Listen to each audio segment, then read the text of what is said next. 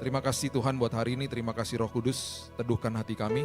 Yang kami percaya bukan sekedar hanya mengerti firman saja, tapi hidup kami dikuasai oleh firman Tuhan.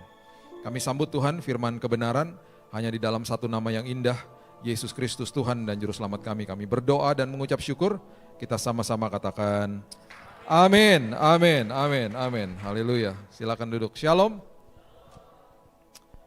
Oke. Saya undang saudara untuk buka sama-sama saya di 2 Petrus 3. 2 Petrus 3 ayat 17 dan 18. Oke. Terima kasih undangannya ke sini. Saya belum pernah ke sini, saya tinggal dekat sini tapi belum pernah ke sini. Ternyata sudah kenal sama gembala sidang saudara, sudah lama. Baru tahu dia ada di sini. Oke, saya perkenalkan diri dulu ya, ntar bingung, pikirnya Mike Tyson di depan sini. Mama saya orang India asli, papa saya orang Manado asli. Orang Manado ada nggak di sini? Ada ya, beberapa ya. Orang India pasti nggak ada ya. Ini Sunter loh, padahal ini daerahnya orang India nih sini. Opa oma saya datang dari India tahun 1920-an, menetap di kota namanya Pasuruan.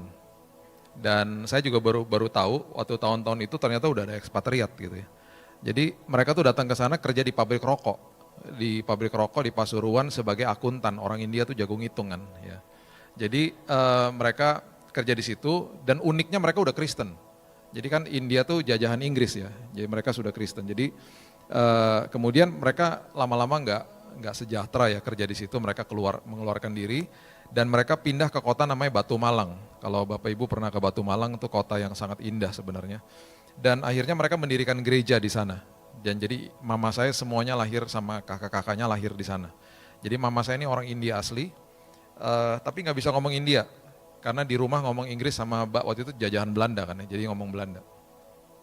Akhirnya sebelum opa oma saya meninggal, mereka memberikan sebuah pesan yang sangat penting. Mereka katakan kepada anak-anaknya, beritakan Injil ke Indonesia lewat literatur. Detail sekali tuh, lewat literatur. Kemudian mereka meninggal, saya nggak pernah ketemu sama mereka adalah pahlawan iman bagi saya. Jadi mama saya pindah Jakarta, papa saya dari Manado pindah juga ke Jakarta, ketemu di GPDI Ketapang, gereja yang sudah lama sekali ada di Jalan Ketapang. Kemarin pendetanya Pak Hani Mande baru dipanggil pulang oleh Tuhan. Mereka ketemu di situ, dua-duanya nyanyi di paduan suara. Yang satunya kulitnya gelap, satunya kulitnya putih gitu ya. Terus lihat-lihatan jatuh cinta, menikah dan jadilah saya gitu ya. Nah, saya menikah, jadi saya gado-gado nih. Saya menikah sama istri saya orang Chinese. Anak saya lebih gado-gado lagi gitu ya. Dua-duanya gak ada yang mirip sama saya. Teman-teman saya katakan kutuk sudah dipatahkan, kurang ajar teman-teman. Apalagi anak saya yang kedua, kalau Bapak Ibu pernah lihat fotonya, waduh itu betul-betul Chinese banget, mirip mamanya. Kalau saya jalan sama dia dipikir saya nyulik anak gitu ya. Waktu masih kecil, mukanya waktu baru lahir boboho gitu, bulet gitu ya. Saya berdoa Tuhan kalau dia nanti tambah dewasa, kan biasanya kalau anak tambah dewasa biasanya ada perubahan ya mukanya. Ini makin betul berubah tapi makin beda itu mas saya. Sekarang dia udah 16 tahun, udah lebih tinggi dari saya. Oke. Kalau saudara tanya rambut saya kemana, udah almarhum dipanggil Tuhan. Udah rontok duluan. Jadi kalau ada cahaya bersinar, pemantulan, mohon maaf ya. Istri saya suka bilang, kamu minta maaf sama jemaat tuh, suka silo atau nggak mereka lihat pantulan. Anggap aja urapan Tuhan. Oke. 2 Petrus 3 ayat 17 mengatakan begini. Tetapi kamu saudara-saudaraku yang kekasih, kamu telah mengetahui hal ini sebelumnya. Karena itu waspadalah, supaya kamu jangan terseret ke dalam kesesatan orang-orang yang tak mengenal hukum dan jangan kehilangan pegangan yang teguh. Jangan sampai tersesat, jangan sampai kehilangan pegangan. Bagaimana caranya? Bertumbuhlah dalam kasih karunia. Bukan bertumbuh di dalam yang lain. Gak ada Injil-Injil yang lain. Bertumbuhlah di dalam kasih karunia. Dan dalam pengenalan akan Tuhan dan Juru Selamat kita, Yesus Kristus. Baginya kemuliaan sekarang dan sampai selama-lamanya. Bertumbuh di dalam kasih karunia, supaya jangan tersesat, supaya jangan kehilangan pegangan. Siapa yang suka tersesat dan kehilangan pegangan? Anak kecil. Ya, anak saya yang pertama Raina ini sudah 23 tahun, dia baru wisuda kemarin bulan Desember. Dia waktu masih kecil itu seringkali melepaskan tangan di mall dan dia seringkali kabur gitu ya dan seringkali hilang di mall. Anak kecil ya hilang lah di mall gitu, tersesat gitu ya. Dia sebenarnya nggak tersesat sih, dia selalu akan cari meja informasi dan saya udah kebiasaan dipanggil lewat meja informasi.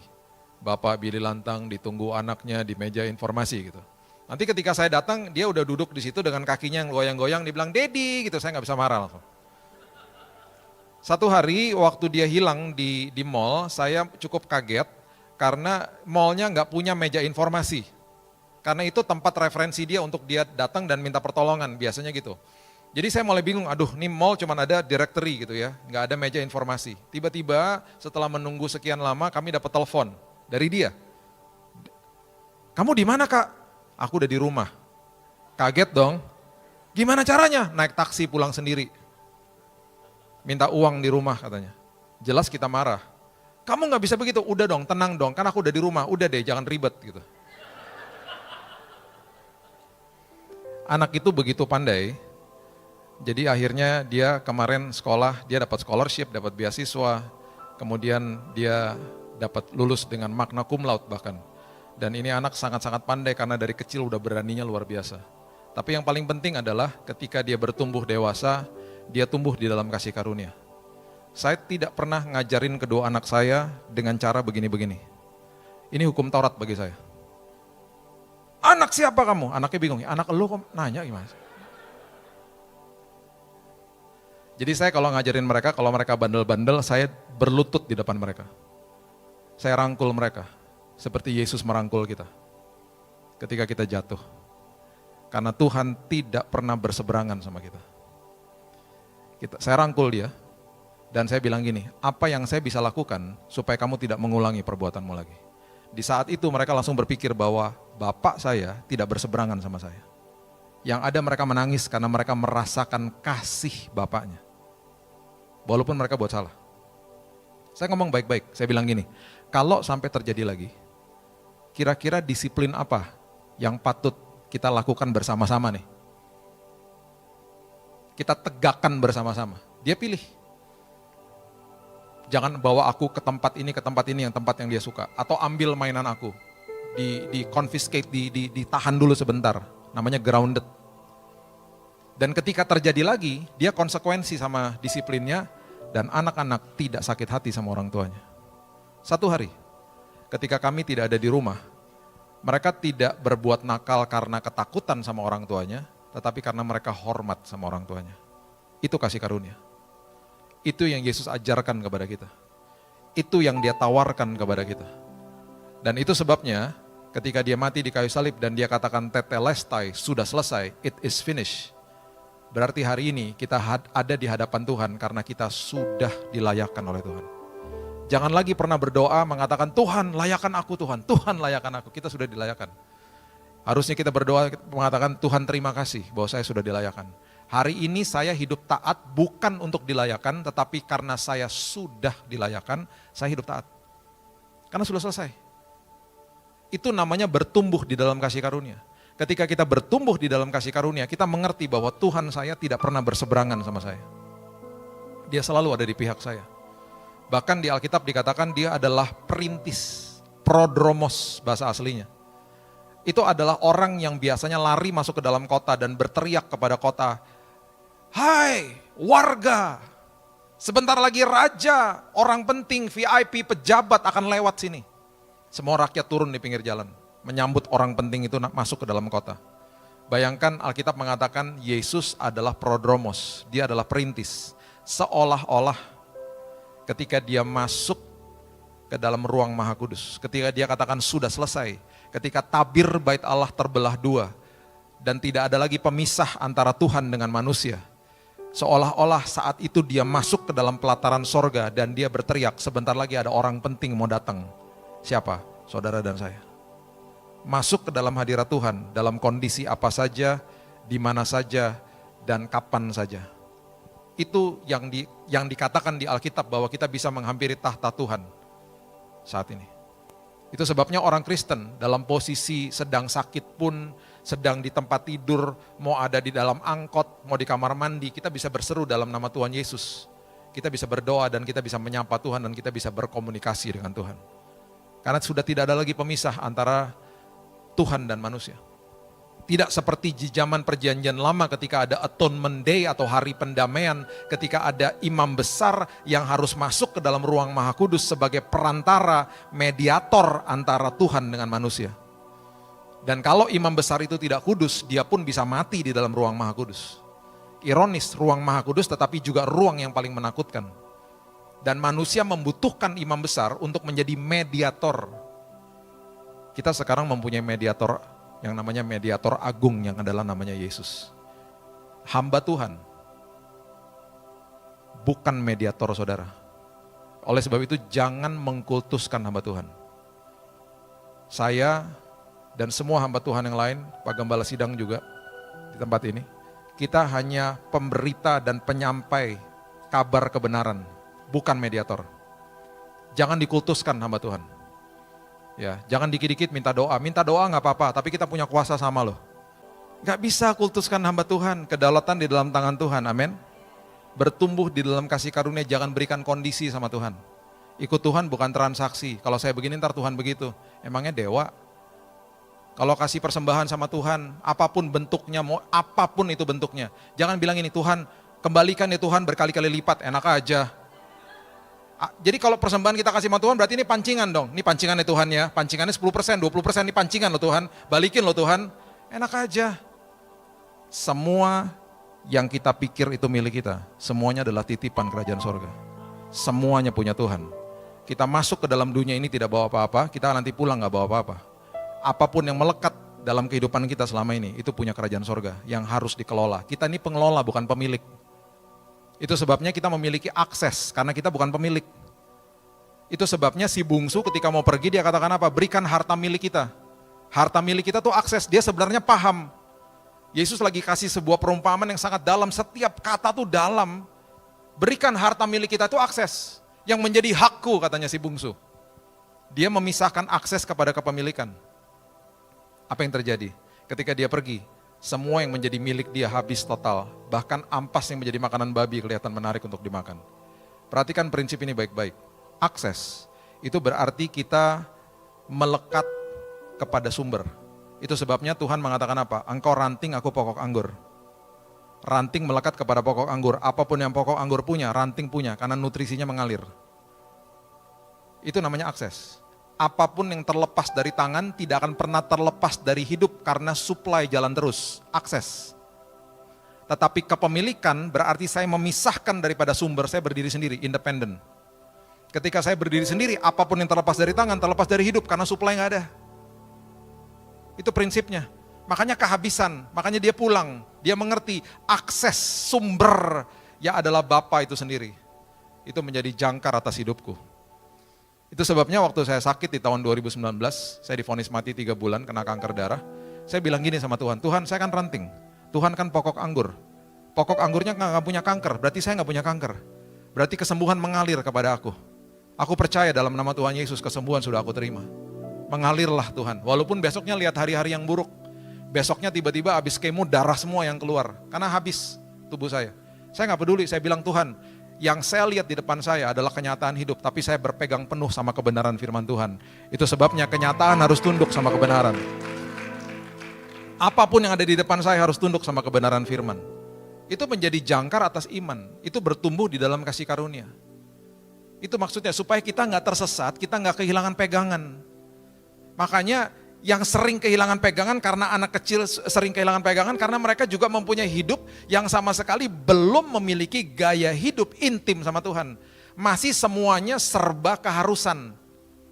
Anak kecil semuanya masih diharuskan. Itu sebabnya kehidupan intim sama Tuhan itu bukan level keharusan, harusnya levelnya udah yang namanya gaya hidup. Kalau keharusan itu adalah faktor eksternal. Itu sebabnya yang terjadi adalah capek, lupa, berontak. Anak kecil diharuskan gosok gigi. Kamu gosok gigi ya? Udah gosok gigi enggak? Lupa. Karena belum gaya hidup. Ayo kamu makan. Enggak ah, tar aja. Berontak. Kamu udah belajar enggak? capek ya belajar terus, capek lupa berontak. Karena levelnya keharusan. Sekarang bapak ibu masih ditelepon sama orang tuanya, kamu udah gosok gigi nggak nak gitu. Udah anaknya 2 masih diteleponnya orang, kan enggak. Karena kenapa? Karena gosok gigi sudah jadi gaya hidup. Bapak ibu nggak mungkin datang kepada saya ngomong begini, Pak bagi makan Pak, saya udah seminggu nggak makan. Wow hebat banget, program puasa. Enggak Pak, lupa Pak. Saya baru inget loh Pak hari ini, saya tuh makan terakhir habis ibadah minggu lalu. Sepanjang minggu saya sibuk banget Pak, saya lupa makan loh. Nggak mungkin.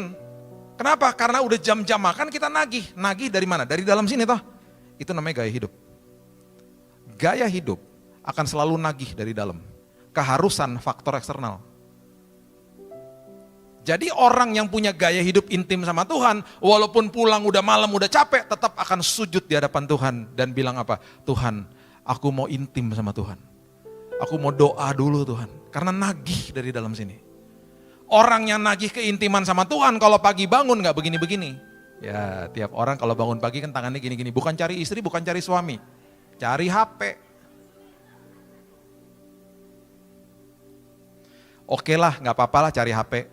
Tapi yang dibuka pertama adalah apa? Renungan harian atau Alkitab.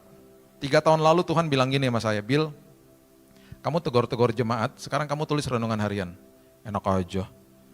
Kan saya yang tulis. Tuhan itu jelas banget suaranya. Udah itu kan suara saya. Ya, tetap aja aku yang tulis, kan ribet tiap hari. Kalau renungan bulanan cuma sebulan sekali, oke lah. Tiap hari Tuhan. Akhirnya nggak bisa ngeles. Saya kasih tahu istri saya, sayang, Tuhan suruh saya tulis renungan harian. Bagus, luar biasa, cepat lakukan. Tapi kamu editornya enak aja nggak mau. Semua yang dikasih tugas nggak mau. Berat loh. Hari yang paling berat tulis renungan harian, hari ini, hari Minggu. Saya pulang nanti ke rumah malam, habis pelayanan sepanjang hari. Pasti badan, nanti capeknya nanti malam, sampai rumah. Masih harus nulis. Dan saya harus posting sebelum saya tidur. Karena jam 6 pagi harus keluar di YouTube saya, kalau Bapak Ibu masuk di YouTube channel saya ada di bagian community. Dengan kasih karunia Tuhan sudah 1000 lebih renungan saya tulis. Karena saya bilang, Tuhan saya mau bagi sama jemaat supaya kita ngerti dan kita banjiri sosial media dengan firman Tuhan. Bapak Ibu tahu, sekarang cuplikan-cuplikan khotbah yang dibuat sama banyak anak-anak muda, itu banyak menolong dan menobatkan banyak orang. Ada yang mau bunuh diri, gara-gara mau DM temennya, kasih pesan-pesan terakhir, muncul khotbah-khotbah semenit. Dia tergugah sama firman Tuhan, gak jadi bunuh diri. Orang mau bunuh diri gak mungkin nonton khotbah 40 menit, keburu mati dia. Lama amat sih firman Tuhan, gue loncat gitu, bye gitu. Nonton yang semenit-semenit, bertobat langsung gitu loh. Banjiri sosial media kita dengan firman Tuhan. Kita gak pernah tahu loh, siapa yang akan baca, siapa yang akan nonton. Satu hari nanti di surga dikasih tahu sama Tuhan. Kamu tahu gak waktu kamu posting di tanggal segini ada yang baca. Dan dia lagi membutuhkan firman Tuhan. Hari itu orang itu bertobat, tuh dia ada di situ tuh. Kamu samperin tuh, kenalan sama dia tuh. Tuh gara-gara kamu tuh dia bertobat. Dia sekarang ada di surga. We never know. Jangan ikut-ikutan sama netizen-netizen yang lain, buang-buang sampah. Kita punya platform sekarang. Kita punya media sosial yang menjadi ajang misi bagi firman Tuhan. Amsal 20, coba lihat ayat yang kelima. Amsal 20 ayat yang kelima, ini adalah ayat yang sangat luar biasa. Amsal 20 ayat yang kelima mengatakan begini. Rancangan di dalam hati manusia itu seperti air yang dalam, tetapi orang yang pandai tahu menimbanya. Rancangan itu bahasa aslinya adalah etsah. Etsah itu artinya adalah firman yang pernah kita baca atau pernah kita dengar. Itu etsah. Dan itu sudah masuk ke kedalaman kehidupan manusia, pikiran dan hati, sudah ke-download di situ. Oke? Perhatikan begini. Orang yang pandai tahu menimbanya. Menimba tuh dalah artinya. Dalah tuh berarti mengambil dari kedalaman dibawa ke permukaan firmannya. Orang yang pandai artinya tabun. Tabun itu artinya adalah cakap berargumentasi. Nah, bingung dong. Orang yang pandai adalah orang yang cakap berargumentasi. Berargumentasi sama siapa? Rupanya penulis Amsal lagi memberitahu kita bahwa orang yang pandai adalah orang yang cakap berargumentasi dengan diri sendiri. Iblis sudah dikalahkan di kayu salib. Pribadi yang paling sulit dikalahkan adalah diri sendiri. Itu sebabnya Iblis akan datang setiap hari menyerupai singa, bukan singa. Sama seperti singa, bukan singa. Dia berusaha nakut-nakuti. Dia mencari mangsa yang dapat ditelan, itu jelas kata-katanya. Berarti ada orang-orang yang tidak dapat ditelan sama kebohongan dia. Siapa? Semua jemaat yang hadir pada hari ini. Karena kita mengerti kebenaran firman Tuhan. Ini yang iblis lakukan tiap hari.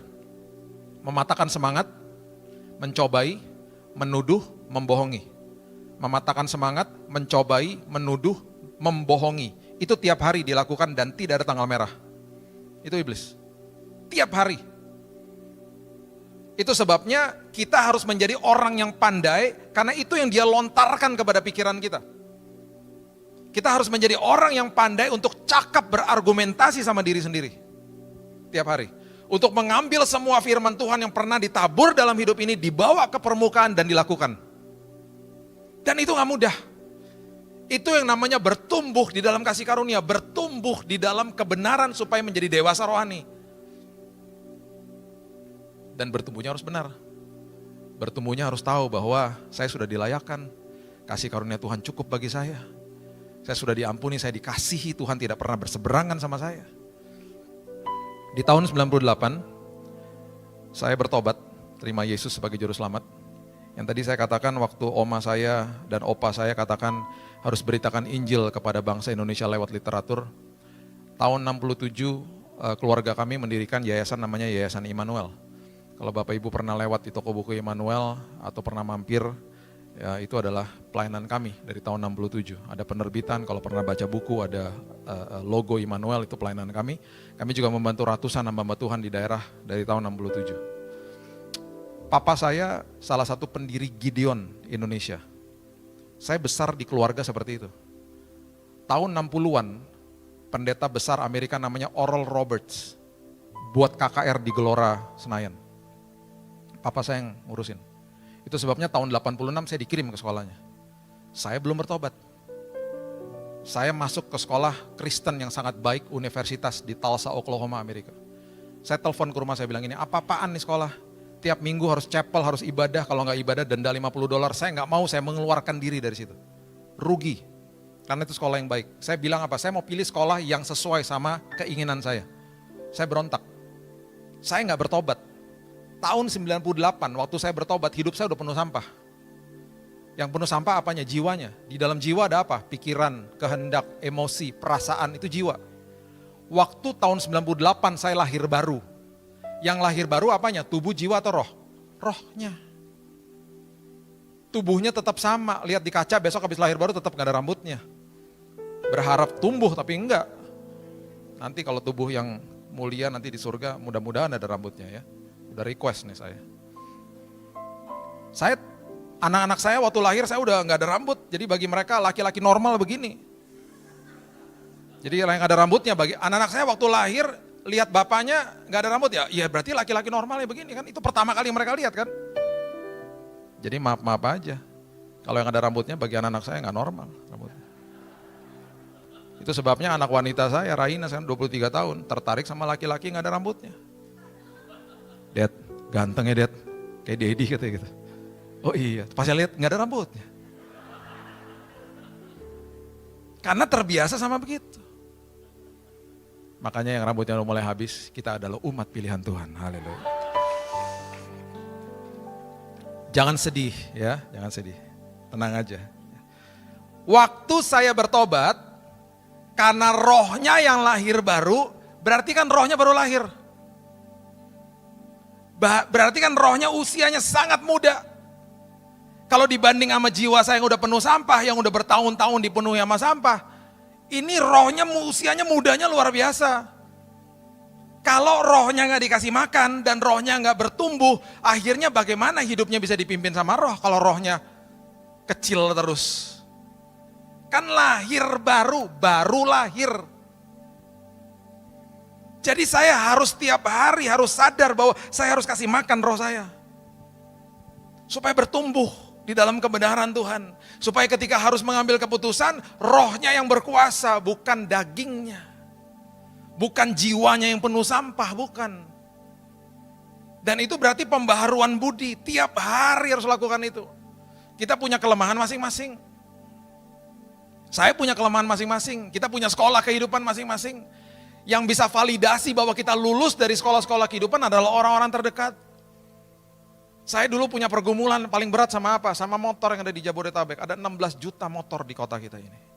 Semua pengendara motor yang ada di dalam tempat ini, semuanya pasti baik-baik dan kudus. Ya.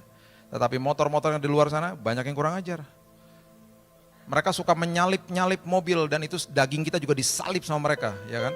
Disalip-salip gitu kan. Disalip, saya kaget, saya klakson, tin, ya kan? Dia berhenti, dia buka helm, apa lo? Oh, orang Manado. Ada panasnya juga, kita nggak makan pedas-pedas. Emangnya hamba Tuhan ngawang-ngawang kita kudus terus tiap hari? Ada daging juga. Istri saya punya password yang paling hebat, dia pegang kaki saya. Sayang udahlah, udah diemin aja diemin.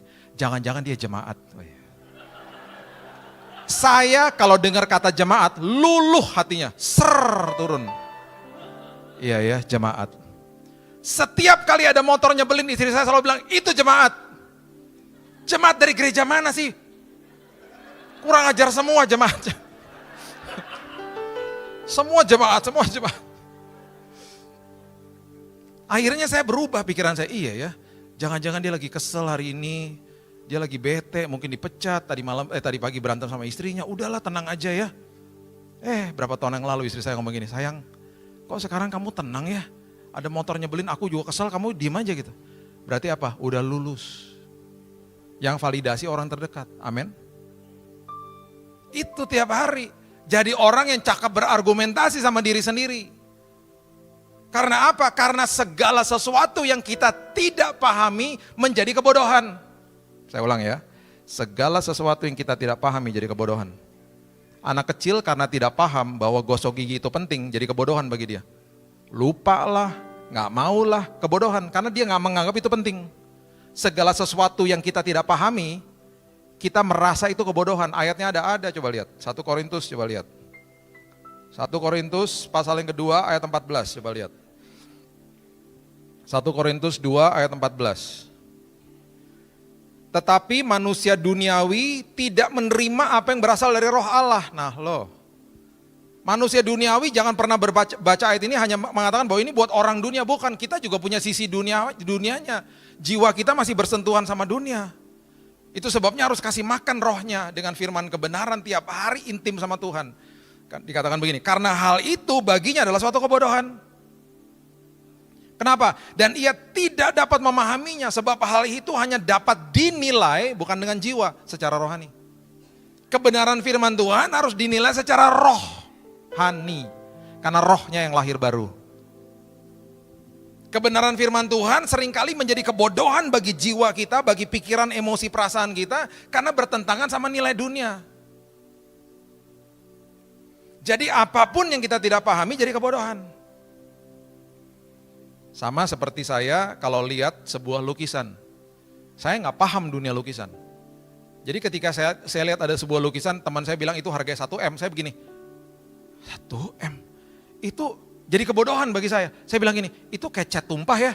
Gue juga tumpahin bisa tuh jadi kayak begitu, kayak abstrak gitu loh. Dia bilang, lu jangan gitu, lu menghina karya orang tau gak itu namanya. Lu harus lihat lebih dalam, itu ada maknanya. Saya lihat lebih dalam, pusing gue lihat lebih dalam. Apa makna apa? Bagi gue tuh makna cat tumpah. Jadi kebodohan ketika teman saya bilang apa, itu udah terjual dan ada yang beli 1 M. Jadi kebodohan, karena apa? Nggak paham dunia lukisan. Sama aja seperti kalau saya kasih tahu kepada Bapak Ibu hobi saya, pasti jadi kebodohan kalau bagi yang nggak paham. Saya kolektor pesawat terbang. Saya punya 350 pesawat terbang. Mainan, jangan kaget. Kaya banget tuh hamba Tuhan. Mainan, saya suka dunia aviasi. Saya ngumpulin diecast skala 1/400. Saya salah satu kolektor maskapai Indonesia terlengkap. Punya Mandala, Borak, Adam Air, Fokker 28, DCS itu kan, nggak ngerti kan? Itu jenis-jenis pesawat, Convair 880. Saya bisa ngomong nih, karena saya suka banget. Di awal-awal lagi pas baru beli dimarahin istri. Ngapain sih tiap bulan beli-beli gituan? Ngomong sama istri harus pakai fakta dan persuasif. Sayang, ini investasi. Investasi dari mana? Sayang gini ya, ini cuma dibuat 100. Kita beli Kamu lihat deh bulan depan di Tokopedia harganya 2 kali lipat. Harus dengan fakta. Dia lihat, oh iya, ya udah nggak apa-apa. Harus pandai kalau ngomong sama istri, ya kan? Saya lagi bangun airport, mainan, jangan kaget. Ntar kalau jadi kita tumpengan ya, lucu di rumah saya tuh banyak gitu. Saya bisa ngomong soal pesawat, sampai saya datengin pesawatnya, pabriknya Boeing di Seattle, Amerika. Saya masuk ke dalam karena saya mau tour, mau lihat dalamnya seperti apa. Saking sukanya loh tuh sampai kayak gitu. Jadi kalau saya ada delay pesawat di Terminal 3 misalnya, kan itu kacanya gede banget tuh di Soekarno-Hatta. Saya nggak apa-apa, saya beli kopi, saya duduk, saya ngeliatin pesawat turun naik. Bagi saya terapi. Nah, aneh kan? Teman saya bilang, lu gila ya? Gila, nggak enak lagi, seru lagi kan, keren kan pesawat tuh. Sampai hafal, saya lihat pesawat dari bawah, saya tahu tuh jenis apa. Bapak Ibu kalau ngomong sama saya gini, tadi saya naik pesawat Pak, bangkunya 242, saya tahu jenis apa langsung. Saking taunya. Toiletnya di mana juga saya tahu, bentuknya kayak gimana. Nah, di Jakarta kita punya plat mobil toh. Depannya apa? B, Bogor apa? F. Pesawat juga ada nomor polisi. Nah, baru tahu ya. Nanti kalau berikutnya naik pesawat, masuk Garbarata, lihat bagian belakang di buntutnya, ada tulisannya PK strip sekian-sekian, betul? PK itu bukan persembahan kasih. PK itu artinya Papa Kilo, itu artinya nomor polisi pesawat itu berasal dari Indonesia, baru tahu ya. Kalau lihat pesawat depannya N, itu bukan dari Malang. Itu berarti pesawat itu dari Amerika. Nah, itu ada nomor polisinya. Istri saya bulan lalu pulang dari Kanada. Saya bisa lihat, saya buka namanya flight radar. Saya tahu dia ada di mana, real time. Pas lagi turun, altitude-nya jelas detail. Terus mendarat kan, wah istri udah mendarat. Kan dia gak bisa langsung buka HP. Pas udah sampai di tarmac, udah mau parkir, dia buka HP, sayang aku udah sampai, saya balasin apa? Saya juga udah tahu. Udah tahu. Bapak Ibu nih, saya kasih tahu, kalau naik pesawat terus mikir, nih pesawat tua atau muda ya, usianya berapa? Gampang, tadi nomor yang seri itu PK sekian-sekian, Bapak Ibu buka airfleets.net. Lagi di Garbarata tuh, lagi ngantri, buka tuh, airfleets.net. Lihat PK sekian-sekian, masukin situ, tek, masukin. Keluar tuh umur pesawatnya. Sebelum itu dipakai sama maskapai apa, detail ada di situ. Dibuat di pabrik mana juga ada. Tapi jeleknya bagi orang-orang kayak saya, pas buka, ya ampun 20 tahun pesawatnya. Lebih baik gak tahu kan. Nah. Nih saya bisa ngomong nih tentang dunia aviasi, karena saya suka. Saya punya teman pilot banyak, kemarin saya ketemu sama teman pilot saya. Saya punya teman pilot yang di YouTube tuh followernya banyak, namanya Captain Edward Limbong, itu teman baik saya. Dia punya flight simulator, saya punya sertifikat menerbangkan pesawat dari Boeing, karena suka nerbangin di simulator ya. Karena gak punya waktu untuk sekolah. Suka, saya kemarin nih berapa hari lalu, Bill kapan lagi ke sini? Belajar lagi, iya Cap, siap Cap. Tuh, saya bisa berkisah nih, bagi yang gak ngerti kebodohan, ngapain sih? Demen amat pesawat gitu. Jadi semua yang kita nggak pahami jadi kebodohan. Makanya ketika Alkitab mengatakan begini nih, Alkitab katakan begini ya, Yesus katakan begini, harus jadi hamba. Tapi kemudian paradoks, harus juga jadi imamat rajani. Itu artinya hatinya hamba, perilakunya rajani. Jangan dibalik. Kalau dibalik bahaya. Dalamnya luarnya hamba, dalamnya rajani. Itu bahaya, jadi kesombongan dan kemunafikan. Jadi dari luarnya hamba gitu, ketika disakiti sama orang gini, oh iya gak apa-apa, iya pas balik badan dasar botak lu nyebelin banget lu. Hatinya rajani. Ketika orang yang mempunyai hati rajani munafik. Munafik. Itu makanya saya sedih ketika lihat orang-orang Kristen yang tidak paham arti ibadah. Ingat loh, ibadah kita gak bisa stop. Kita adalah gereja Tuhan, kita adalah eklesianya Tuhan. Ini gedung gerejanya itu kita. Itu sebabnya tahun 2020 ketika orang katakan bahwa gereja ditutup, saya bilang gini, gereja gak bisa ditutup, gedungnya yang ditutup. Gereja tetap buka, gak bisa ditutup. Karena gerejanya kita berarti setelah doa berkat nanti disampaikan, kita pergi kemana-mana, tempat itu berubah jadi tempat ibadah, karena saya gerejanya. Kalau kita menganggap bahwa ini gerejanya, terus kemudian saya hanya jemaat biasa gitu ya, saya hanya datang ke dalam tempat ibadah, ibadah hanya terjadi di tempat ini saja. Suami istri yang tadi bertengkar di mobil akan bilang gini, stop, ibadah dulu. Ntar inget ya sampai di mana ya. Masuk ke dalam gereja munafik. Shalom, shalom. Gak kelihatan dia habis bertengkar. Selesai doa berkat sampai mobil, sampai mana tadi? Lo pikir gue lupa? Hah?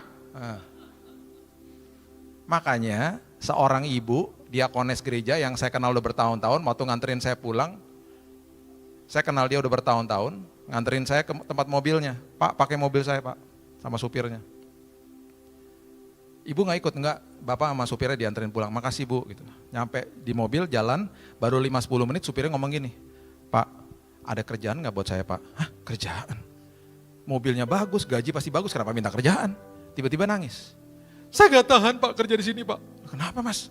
Tiap hari saya dianjing-anjingin pak. Anjing-anjingin? Belok kiri salah anjing, belok kanan salah anjing, sampai saya mimpi anjing pak. Saya bingung dong. Mas dianjing-anjingin sama siapa? Ya tadi, ibu yang tadi pak, itu kan majikan saya.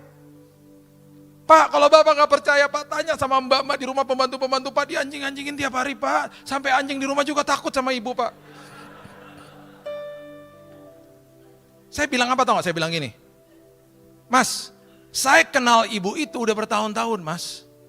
Itu ibu baik banget mas. Tahu gak dia bilang apa? Pak, kalau hari Minggu baik pak. Kalau udah Senin sampai Sabtu pak, ngeri pak. Saya kalau kerja hari Minggu kayak gini nih ngantar bapak, saya seneng pak. Karena dia baik hari Minggu pak. Saya berharap tiap hari Minggu pak, tapi nggak bisa. Saya nggak tahan pak. Sebelum saya keluar dari mobil dia kasih nomor telepon, Pak. Ingat saya pak, ini nomor telepon, ingat pak. Ingat jangan lupa saya rasa seperti Yesus di kayu salib loh. Waktu penjahatnya bilang, ingat aku sebelum masuk Firdaus.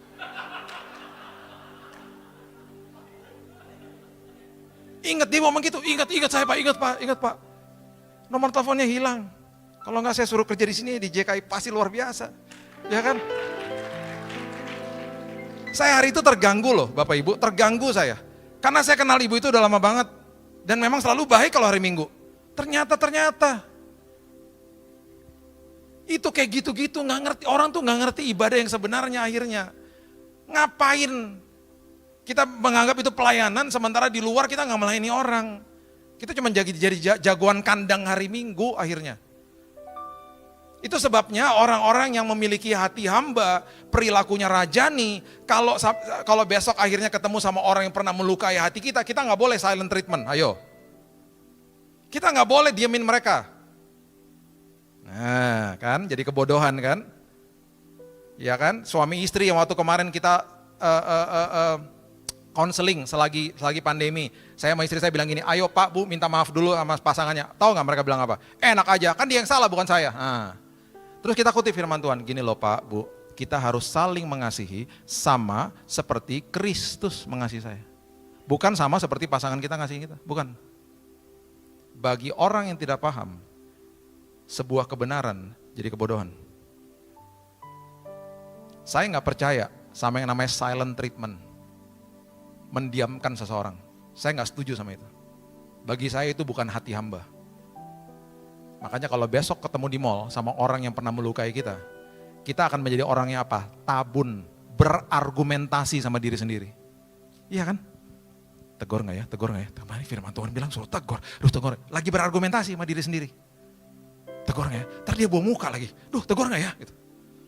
Berargumentasi sama diri sendiri. Hati hamba, perilakunya harus rajani, harus senyum. Harus kasih yang terbaik dan harus mengubah hati supaya tidak menjadi orang yang munafik. Jadi dengan kerendahan hati, Tuhan tolong aku Tuhan. Kita paksa Tuhan tolong aku. Bro, dia buang muka.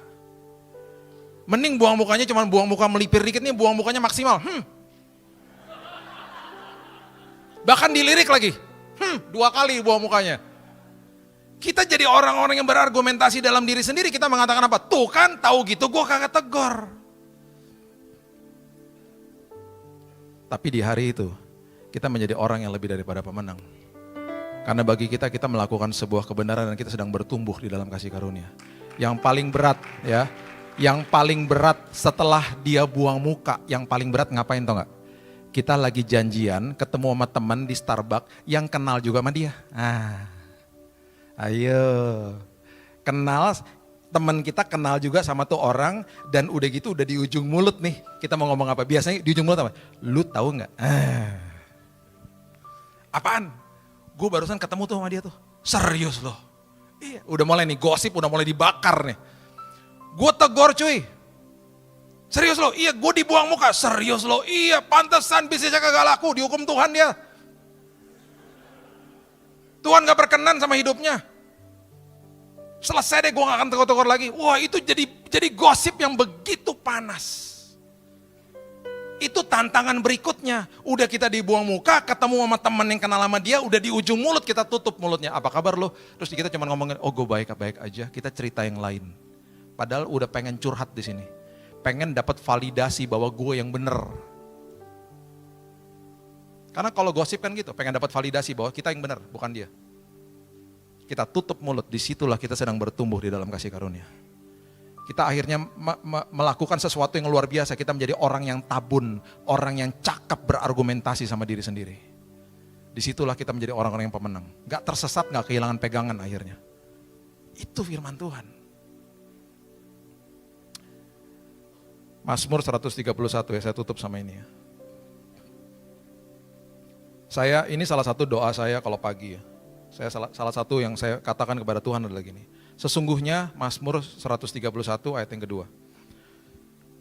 Sesungguhnya aku telah menenangkan dan mendiamkan jiwaku. Seperti anak yang disapih berbaring dekat ibunya. Ya, seperti anak yang disapih jiwaku dalam diriku. Bayangin loh. Penulis Mazmur mengatakan begini. Aku menenangkan dan mendiamkan jiwaku. Kalau saya bisa tambahin yang penuh sampah. Yang masih ada sampah mungkin. Terus kemudian dia katakan apa? Seperti anak yang disapih berbaring dekat ibunya. Menyapih itu berarti melepaskan ketergantungan sama susu. Yang melepaskan ketergantungan sama susu apa? Jiwaku dalam diriku tuh. Karena jiwanya penuh sampah. Saya melepaskan ketergantungan sama susu. Saya gak mau minum susu. Saya mau jadi manusia dewasa. Saya menenangkan dan mendiamkan jiwaku yang penuh sampah ya Tuhan. Itu sebabnya di 1 Korintus pasal yang ketiga ayat yang 1 dan 2 mengatakan begini. 1 Korintus 3 ayat 1 dan 2. Dan saya tidak mau Tuhan mengatakan ini kepada saya. Ini karena bebel banget ya jemaat di Korintus. Paulus ngomong begini. Aku saudara-saudara pada waktu itu tidak dapat berbicara dengan kamu sama seperti manusia rohani. Tetapi hanya dengan manusia duniawi yang belum dewasa dalam Kristus. Susulah yang kuberikan kepadamu bukanlah makanan keras. Sebab kamu belum dapat menerimanya dan sekarang pun kamu belum dapat menerimanya. Saya gak mau Tuhan bilang ini, Bill, aku ini punya perkara-perkara besar yang aku mau titipkan buat engkau kelola. Tapi nanti dulu ya Bill, karena kamu belum bertumbuh. Itu sebabnya di toko mainan itu punya guidance buat orang tua. Di box-boxnya ada tulisan 2-4, 6-8, 10-12, 16 ke atas. Untuk memberitahu orang tua, kalau punya anak 2 tahun, jangan dikasih mainan 16 tahun ke atas. Rusak, mahal pula. Tuhan juga gitu. Dia banyak perkara yang dia mau kita kelola dalam hidup ini. Dan kita akan lihat kedewasaan rohani kita. Tuhan akan lihat. Ibrani 5 ayat 13 ayat terakhir. Ibrani 5 ayat 13 ini ayat betul-betul kerasnya luar biasa. Dikatakan sebab barang siapa masih memerlukan susu, ia tidak memahami ajaran tentang kebenaran. Sebab ia adalah anak kecil. Anak kecil. Saya akan tutup ya dengan kisah nyata. Saya gak mau berdiri di depan sini, mentang-mentang saya khotbahin tentang kedewasaan rohani, terus berarti oh Pak Billy udah dewasa, udah selesai bertumbuh. Enggak. Saya manusia juga. Saya juga masih ada sampah yang harus diberesin dalam hidup saya. Dan yang terakhir, yang membuat saya malu adalah saya ditegur keras sama Tuhan. Tapi saya tahu teguran Tuhan itu bukan tuduhan, teguran Tuhan selalu menginsafkan manusia. Itu kasih karunia. Biarkan Tuhan mengeluarkan semua sampah kehidupan, supaya kebenaran hidup ini, kebenaran firman tidak menjadi kebodohan bagi kita. Kita bertumbuh di dalam kasih karunia, dan siap menerima perkara besar yang Tuhan sudah siapkan bagi kita. Berikan tepuk tangan kita untuk Tuhan kita.